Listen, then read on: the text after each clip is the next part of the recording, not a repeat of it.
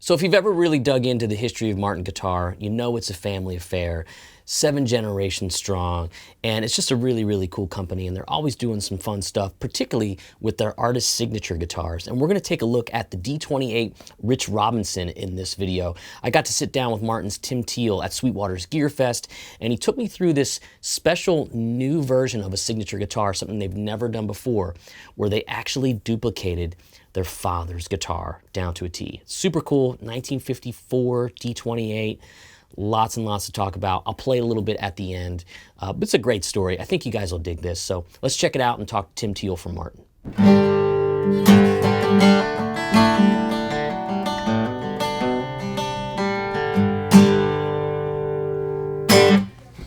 What's up, Tim? Hey, how's it going, Korg? Good, man. Yeah. This is Tim Teel from Martin Guitar. Tim is high on the food chain of product design at Martin Guitar, and a lot of what you see come out of the company has your fingerprints on it, as well as some other very qualified people. Oh yeah, for absolutely. sure. We got a great team. Yeah, for sure. That have been there for a long time, and you may or may not know, but I've been a Martin artist for many years and done lots of events and clinic tours and that sort of thing, and I get to play most of what you guys have done over the past like 10 years or so, which is pretty amazing.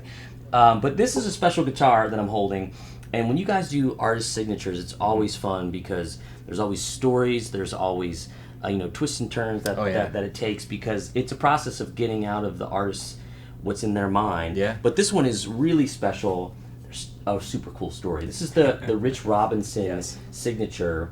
D28 that's aged. Right. This is a replica of a 1954 D28. Which was his dad's. Yeah. So if you could tell us how the Robinson brothers' dad's guitar turned into this an amazing replica. Yeah. So I guess we were in talks with Rich Robinson, and he was very interested in working with us. He said, one of my favorite guitars is my dad's D28. And he said, a lot of songs that we wrote and recorded were played on that guitar and experimented with that guitar. So a very sentimental piece for him and the family. And, he sent the guitar to us so we could look it over and grab some detailed photographs and everything. So that in the process of replicating the guitar, we had enough information to go off of. So this is the first time that we're taking our aged process and taking it up to a different level, meaning that we're actually trying to replicate something that existed, in the flesh. Right. And a lot of these marks that you see on the top and on the sides and the back, those marks were on the original guitar, which is, very cool. Yeah. I'm sure each one of these marks has its own little story, which I'm not privy to. I got them on my guitars, and I know there's always something. That's right. For sure.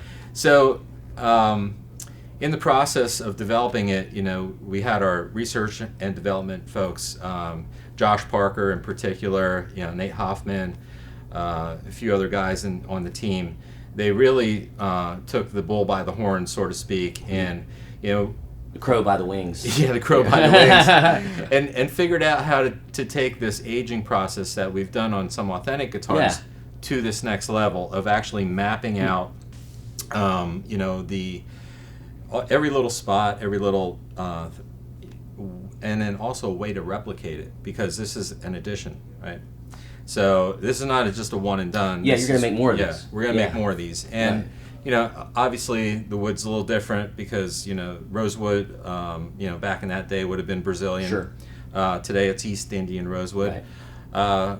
But in general, the vibe of it relives here, which is really cool. Yeah. It has that rearward shifted bracing pattern on it. Yeah, I want to talk about some of the under the hood stuff in a minute, but at first glance, here's some wild stuff that I found that you guys nailed. First of all, like the classic wear on the sound hole. Yeah. It's got that like your dog's been chewing on it kind of look. And that was done with a real pick, by the way. Really? Yeah. So they developed this process the R&D guys did with a real pick. I've never heard of that in all my years. So Rosewood Bridge, or is that Ebony Bridge? That's Ebony. Ebony Bridge. And I just noticed this now. I saw this guitar yesterday. the bridge pins are all yellow. Yeah, so they developed their own little process for making those look aged. Wow. Yeah. Another few things like I know you'll ask me about, y'all, is the neck has that. It's a 50s chunky neck for sure. And I like that. So it's 1 11/16 nut, so it's real period correct in that sense too. The neck wear is like, you could tell you were playing a lot of open chords. Yes. Bar chords, yes. A little bit of stuff down here. A little bit of lead, There might have been some capoing happening, you know. But you guys, I mean, is this like the Voltaron style binding? So it's our antique white binding, and you know the whole guitar has this like aging toner on it, right? Which, you know, we probably used our more whiter binding and then aged the lacquer. Okay. So that way, you know, if it ever does like chip off in spots, or we have to chip it off in spots, it looks correct, because those guitars from that time period had a pretty white binding, and as the lacquer ages, you know, it becomes yellow, and then if a chip happens, you see the bright white, right? So, or like a D-Lam or something would happen. And speaking of finish, this I'm gonna guess. I know a thing or two about Martin's, but he knows a lot more than I do. This feels like the authentic finish, or similar to it, where it's like. So is this like a hand-applied sort of French polish sort of thing? No, it's a nitrocellulose lacquer, but it's the older style nitrocellulose. Right. And the problem with old nitro is it cracks very easily. Sure. And so the more modern nitrocellulose, they have different elements inside the lacquer to make it a little more robust.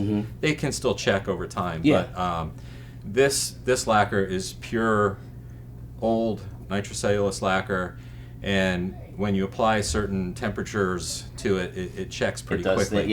So don't leave this in your trunk in the winter and then bring it into the hot house, because it's going to go. And that's also bad for the wood in general. But that nitro of that style, it's not super shiny. No. So don't worry, you're not getting you know, I know on the Authentics, you were like, hey, is this new? Well, that's an interesting little side bit. So when Jeff Allen started working for us, one of his first projects was to figure out how to age these guitars. And during his research through the Martin archives, he came across the recipe of how to polish the guitars from back in that time period.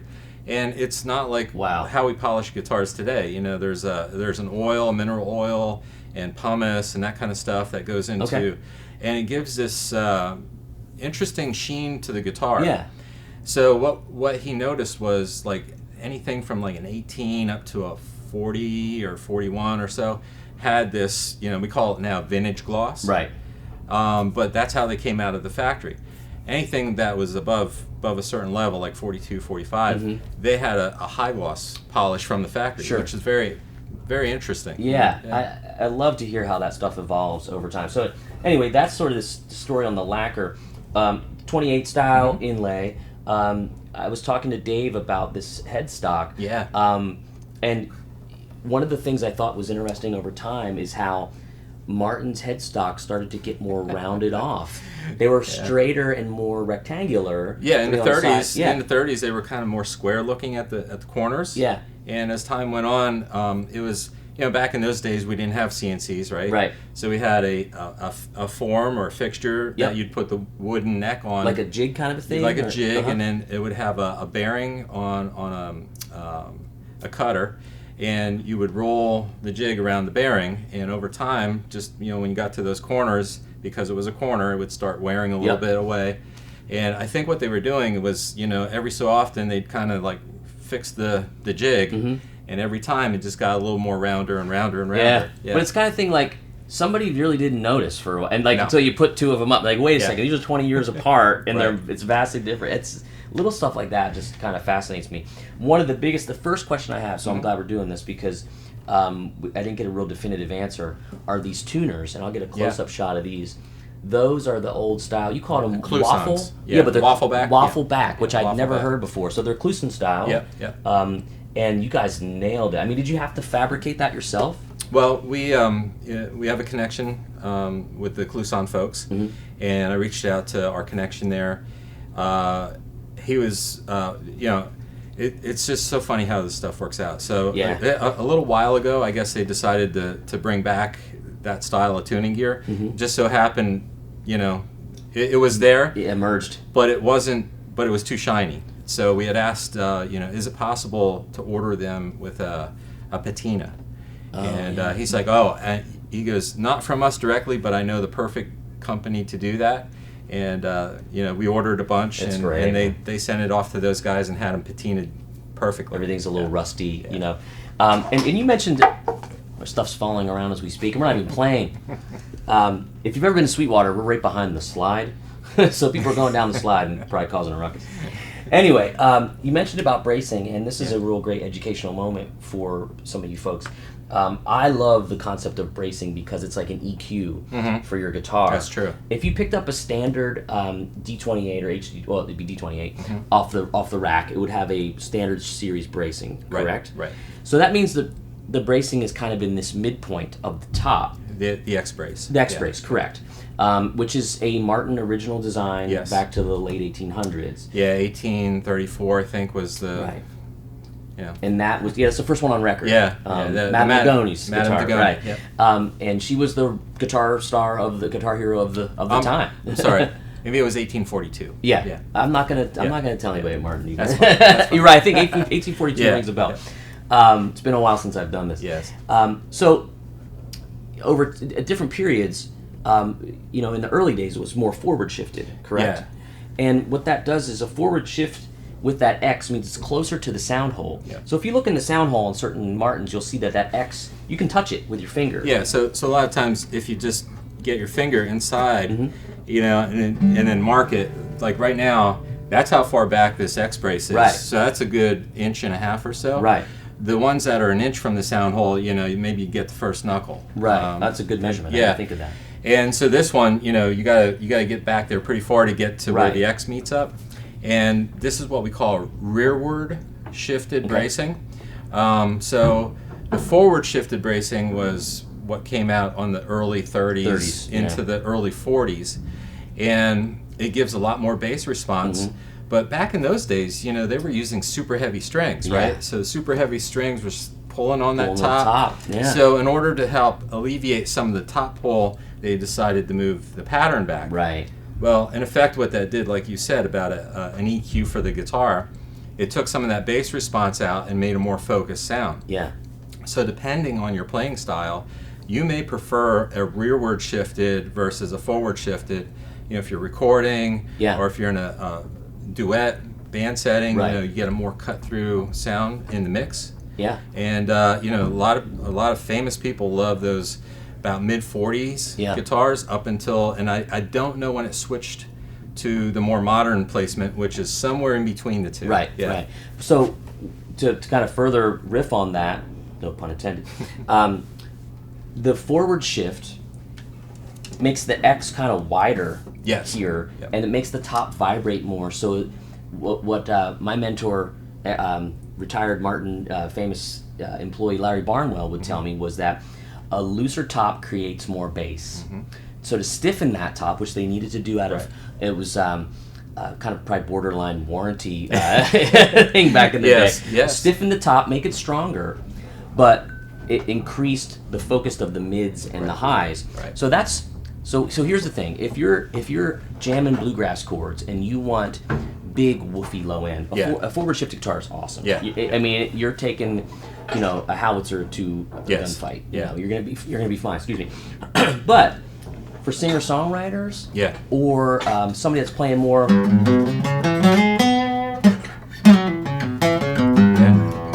nice, even. The bass is like focused, and it's not dum dum dum.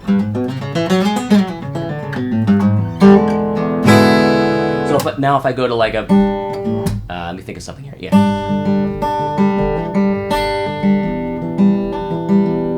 I can already tell sitting behind this guitar with the rearward shifted brace that it's going to record probably more evenly. That's correct. Which is really cool. So when you take, you know, Black Crowes are a guitar band, but they're a songwriting band. That's right. So a guitar like this next to a bunch of big electric guitars, which they do really, really well, because I mean, I've been a fan since I was 13 of Black Crowes. this guitar needs to sit in there in the That's mix. right. So it needs to sound less bassy because you're going to be fighting with electrics and you'll never win. So this guitar does all of that really well. So yeah.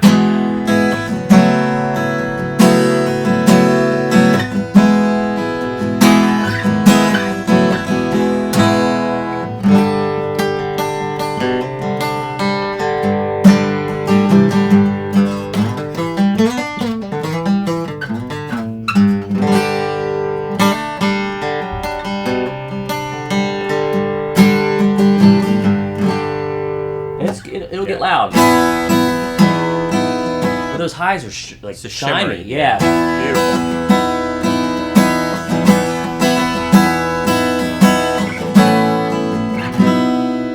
Crazy balance too, man. It's really nice. And these are those finer points that you find with acoustic guitars once you start digging in a little bit more. When you buy your first one, you might be a little more ill-informed because you might not know a lot, so you just jump in, you buy the one that sounds big and loud, and then you can't, like, I can't play really big loud guitars because I can't sing over it. Right. Now, bluegrassers that are, like, really blaring it out there with one mic, they can do that and are accustomed to that. I mean, some people even like to say, like, I like to sing over mahogany. Oh, yeah. You know, some people say, well, rosewood, my voice fits in the pocket of the frequency range. Yeah. I never so thought of I went to a voice lesson and my teacher was like, your guitar's really loud and it's really taxing you. So that's incredible. Yeah. So there's all those things to think about. Now I wish I could sing like Chris Robinson. That would be amazing. He's like one of my favorite of all time. But get your hands on this Rich Robinson. Does it have a special model name? It's I think it's the D28 Rich Robinson. Okay. Yeah. Because after 180 years of model names, there can be quite a few. But I'll grab some B-roll of this, guys. You can check it out. Again, drop me any questions about these or any other Martin guitars, because I have a special red phone that goes right to Martin, and I can get all these questions. No, it's been a really fun relationship for many years. I've been around the whole country playing these guitars thanks to these guys, and we always have a blast. Always something new to learn, always something new to play, and go check out the Rich Robinson Signature D28. It's really fun. Thanks, Tim. You're welcome. Thank you, guys.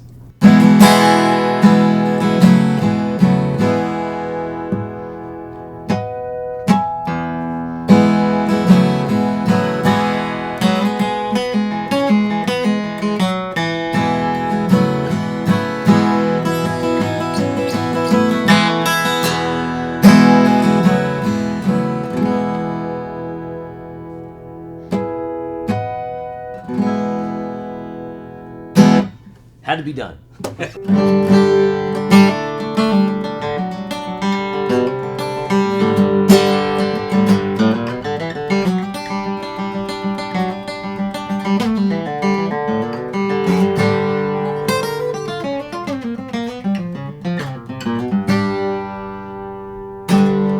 I was actually really excited to get this guitar in my hands because I've been a Black Crowes fan since I was a kid.